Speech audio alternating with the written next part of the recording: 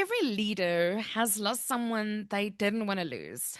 And most of them, if they're honest, will tell you they didn't see it coming. Or worse, they saw the signs and didn't know what to do with them.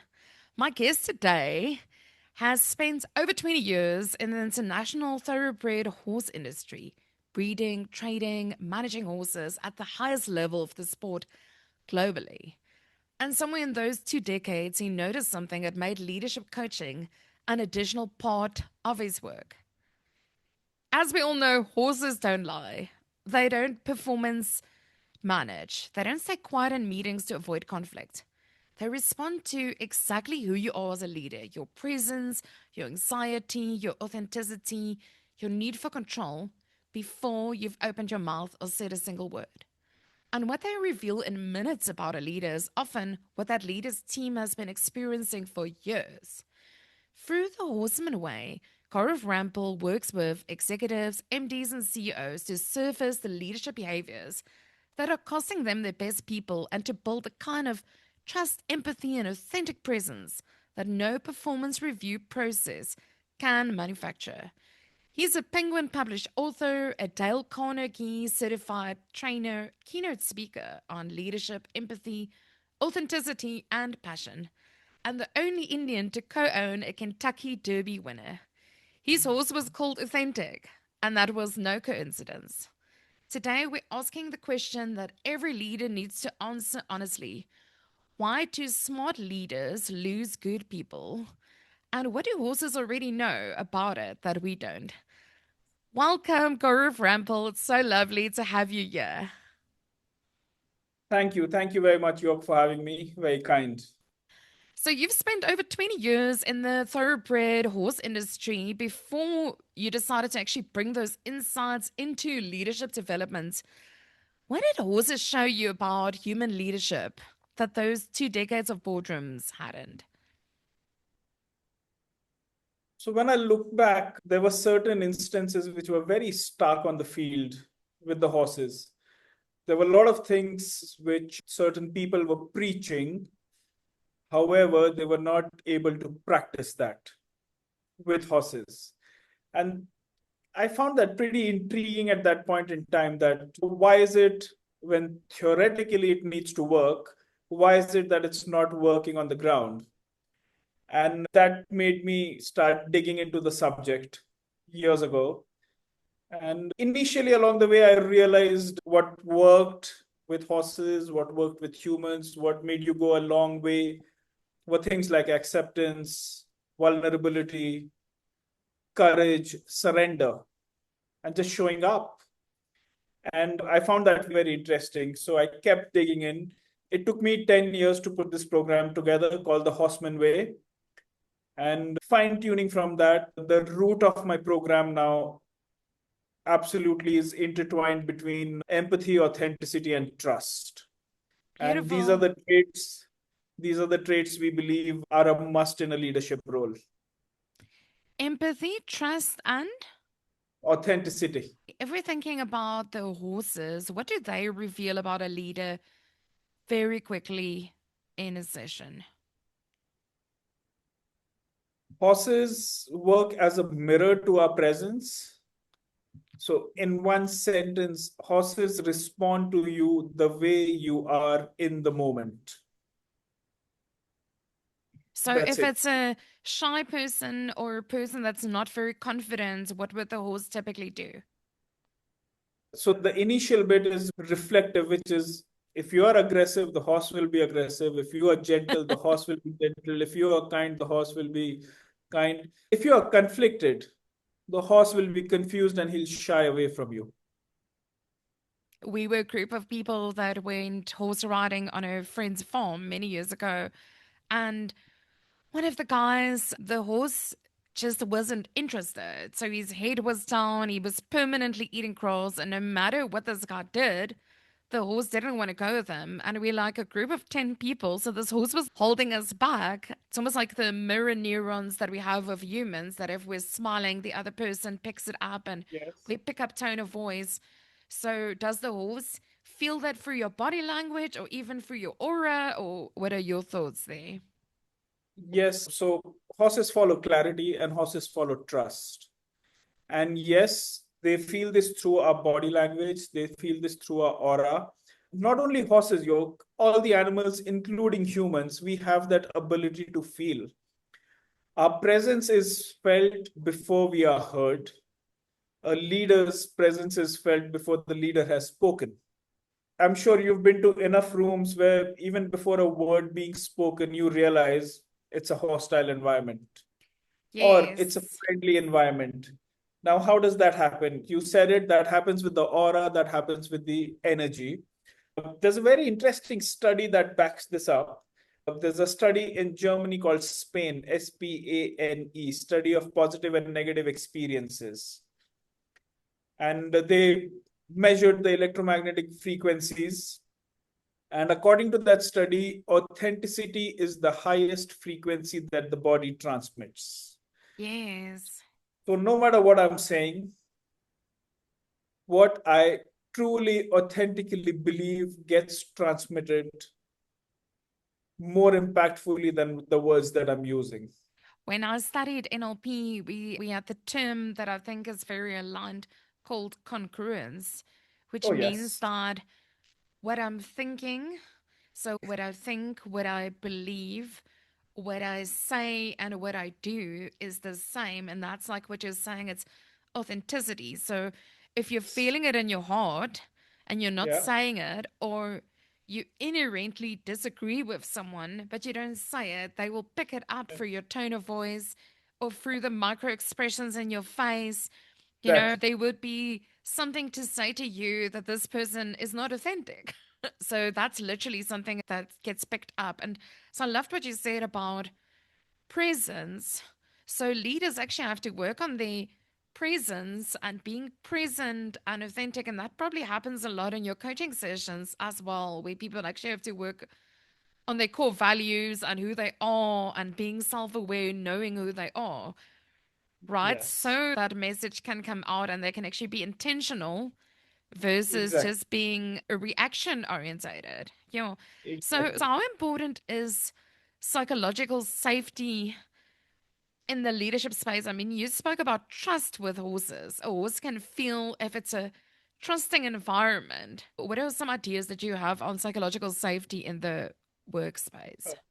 Psychological safety is very important, not just in the workspace, in any relationship, and at home as well. Because as a society, by and large, we have been conditioned not to express our vulnerabilities, Mm, right? So we've all been asked to show our gold medals, our achievements, celebrations, and weddings and birthdays, and make noise and sound about it. But the moment it comes to the other part of feelings, which are vulnerability, fear, sadness, shame, embarrassment, guilt, helplessness, we've just been asked to not showcase those because we'll be perceived as weak.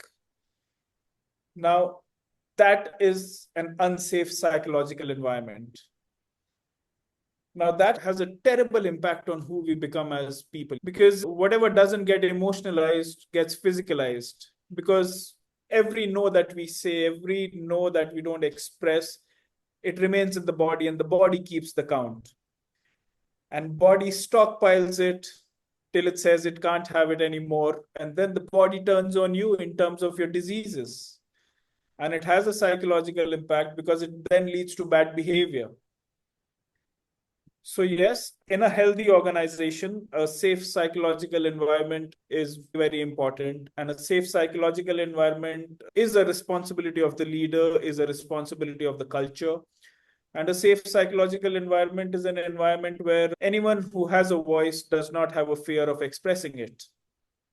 And these are the organizations who are able to create these safe psychological environments, are the creative, are the innovative organizations where, along with a healthy balance sheet, they look at a healthy human growth. so everyone's voices can be heard. And so if we're looking at people feeling more comfortable with being vulnerable, how can leaders start leading that? what kind of leader do you to actually show that they are willing to also share about their weaknesses? They're not just showing the gold medals and the Instagram moments. What if we had to be practical? What could a leader do to create that psychological safe space or to just show that they're not perfect? I used this word earlier. You need to surrender, you need to be vulnerable. And we've been told vulnerability is a weakness, but I'm a big fan of Brené Brown, who's done a I lot wanted of to research say, on this. yes. And she's beautifully summed it up how vulnerability is courage. So, yeah, leaders need to realize. And another very important thing is one's relationship to self. Because I personally believe that your relationship to self is the most important relationship because it sets the tone for all your other relationships. So, if the relationship to self is not that one of openness, uh, a leader will not be able to open with his teammates. And when you're not opening up with your teammates, means you're hiding, means you're behind a mask, means you have an armor. And the moment you have those layers, means you are not showing up 100% authentically, which you said when the thoughts, feelings, and actions are not in congruence. So Yeah. yes, it's one or two things I'll have to pin it down to be able to surrender to a situation and to be vulnerable. And to be humble, I always joke with people in my emotional intelligence sessions and say to them, if something is broken and let's say something goes wrong in the business and you could literally see it as an egg has broken on the floor. And if you're going to make that person feel bad about it, everyone Yeah. can see it. Everyone can smell it. The most Yeah. important thing is to clean it up. And if you're just going to go and psychoanalyze and shame everyone, and even if it was yourself, just look at how do we sort this out. You could afterwards look at how do we prevent it from happening in the future. But there's no point in harassing people because the egg dropped on the floor. That person's already feeling bad about it anyway. Oh, So yeah. I learned it many years ago that what's important in situations like these is to try and find out the intention behind the action and Yes. what led to that. A bad decision in good faith is not a bad decision. Yeah. And And if that comes you, back to the point of safe psychological environment. If they have safety, they will take risks. But if they do not have safety and there will be a question asked on failure, they will have fear of failure and they are not going to take risks. and then your business is going to stay behind because if you're not actually Exactly. keeping on changing and adapting and pivoting and growing, you are Exactly. actually moving backwards. Yeah. Something else about horses. Horses can't be managed for authority titles or performance reviews. And leaders has built their entire career on that positional power of titles. Now they walk into an environment where this is not how you're going to manage a horse and it stops working. What does that do to them? They have no positional power with a horse. That's exactly what happens to humans in a corporate world where there is a culture of control. So when there is control, there is fear, there is mechanics, there is confinement, and people they live through that environment, but they live through it unhappily. And these are the environments wherein you can only be effective when it's a compliance driven task or compliance driven organization. So, yes, if you try excessive control with horse, more often than not, you'll not be able to achieve what you want to achieve. Number one. Secondly, even if you're able to achieve it, it will be for a very short span of time because that party is not going to last. And taking it forward with us humans and in the corporate worlds, if that party is lasting, it is lasting at the cost of mental health of people, at the cost of regret, at the cost of at the retirement age looking back and not being fulfilled with the journey that they've had. Control comes with a lot of baggage, with a lot of fear, mechanics, and confinement. And New age organizations, innovative organizations, creative organizations, you don't lead with control, because that's not a respectable way of leading. When you're leading with control, you try and demand respect. But when you're leading with free will, you command respect. And that's a lot more healthy.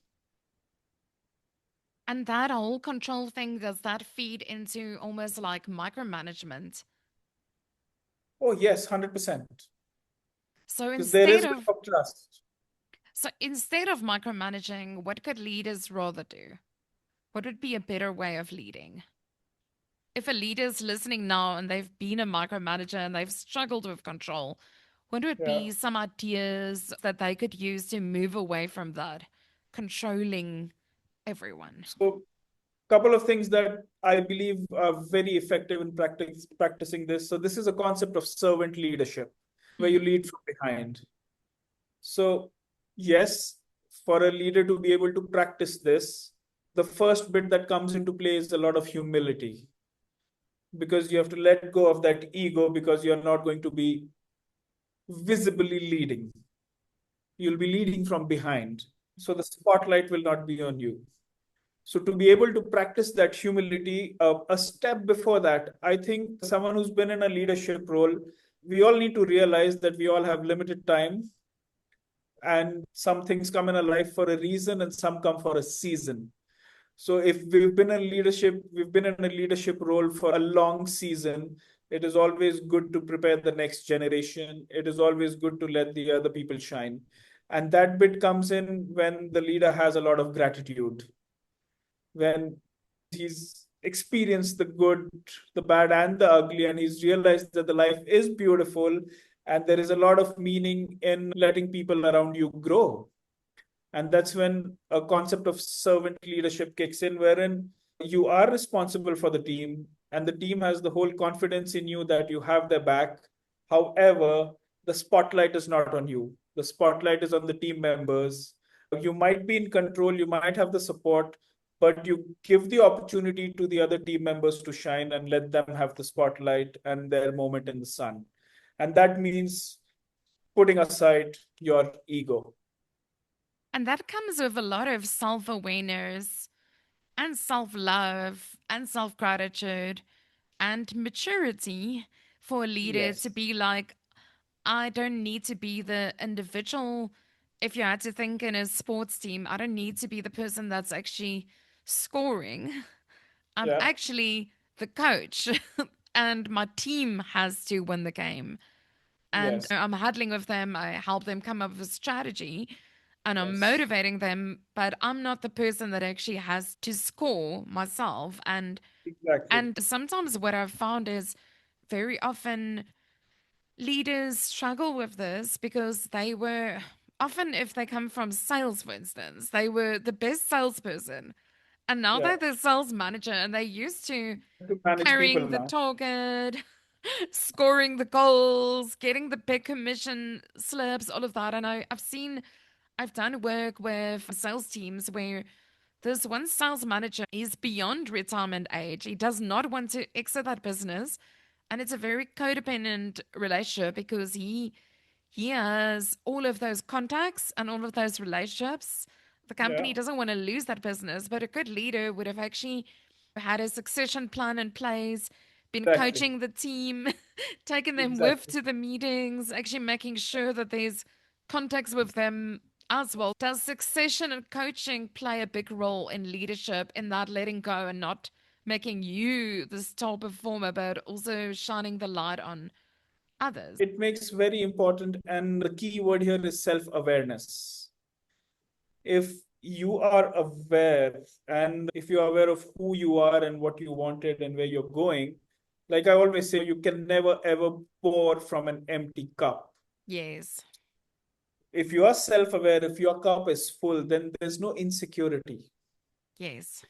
And that helps you practice servant leadership. But the moment there is insecurity, you will not train the second guy, you will not let go of control. So yes, it all boils down to your self-awareness. How well do you know yourself? What are your values? What are you driven by? What are these little rewards that you celebrate along the way?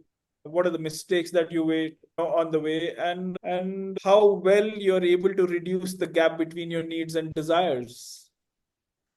I heard something interesting last night on the way out from a professional speakers meeting. One of my colleagues said that a program that he has is a leadership circle. And I think if leaders, instead of having to get the information from their team, could rather find peers, even if it's in other companies, Yeah, that could cross mentor each other and get ideas from each other and have that camaraderie, or otherwise, you have a specific coach that is helping you with your mindset and your development and growth. And that can give you that balanced feedback in being a absolutely. bit of your motivator, but also your accountability to ensure that you have the mindset to lead. So instead of getting it from the people below you, get it at other places. Find a outside coach you can use or join a leadership circle, even across department leaders, or get into a leadership development program where you can get that affirmation and growth. You So, don't put it on others. so I'm a firm believer that your vibe attracts your tribe, and recognition from your tribe is very fulfilling. So actually finding tribes that can fill your cup. And they always say that thing of you'll become like the five people that you spend the most time with. So who are you The spending time environment, with? Are yes. those people actually going to grow you and push you and motivate you? Or should you be that for your team, but you need other people that's going to pull? The mirror neurons come into play. Definitely. Just getting back to your work slightly, you've obviously worked across India and the global bloodstock circuit and corporate environments and many countries. With horses, one of the things that came up a lot was empathy. Does empathy look different depending on cultural context? So, empathy is the root of our coaching program. And we believe that every good product or every good service needs to be providing a solution. So, what is the solution that we are providing? The World Economic Forum, in one of their risk report, crystallized it for us. The report said that decline in human empathy is a global risk in the age of anger. And that's what we are addressing. We are addressing how to be more empathetic, and by virtue of that, how to be better people managers. Because emotional intelligence plays a big role. Once you are empathetic, once you have the ability to take perspective, understand other person's emotions, you are able to manage them better. And that leads to better people management, and hence in a better leadership performance via that. So, yes, empathy is the root of our program. My personal global experiences, by and large, it is the same all over the world. But like I said, what's common in the world is decline in empathy. So, there's a world of anger that you are speaking about. What is the impact if we don't do anything about it? What's the cost of the problem of anger? If we could think anger from a leadership point of view, anger from a team point of view, anger on customers. Cost of not addressing that is disconnection, leading a disconnected life, which in turn will lead to a unfulfilled life, not meaningful life. And in a larger context, in the context of a workplace, disconnection leads to a pretty unproductive work life. From a fairly recent Gallup survey, the financial cost of disengaged employees to the global economy was $8.8 trillion. Mm. That's almost 9% of the global GDP. How can leaders pick up what are the symptoms that your employees are disengaged and even actively disengaged? Uh, you should be able to read the signals. You should be able to read what's around the corner. You should be able to read what's not being said. And all of that yoke is reflecting in our presence. All of that. So, yes, to be able to read the energies, to be able to read the room, to be able to read the body language, to be able to read the incongruence is very important for a leader. This was such an interesting podcast episode. We've spoken about things like presence, the importance of empathy, feeling with your people, really being authentic or congruent, making sure that your thoughts and actions and words are all aligned. We spoke about things like psychological safety, the willingness to be vulnerable, moving away from control, allowing your teams to also make decisions and leading from that authentic point of view where every voice gets heard and where people actually feel safe to speak up. And we also spoke about servant leadership and letting go of ego. If you could leave the listeners with one last little nugget on really the lessons that they can learn from horses and they could take back into their work environment to ensure that they can be amazing leaders, what would that be? That nugget would be please spend a lot of time in stillness, silence, and solitude. It's a great process to discover yourself. And your work of life should be to discover yourself because everything else is available on Google.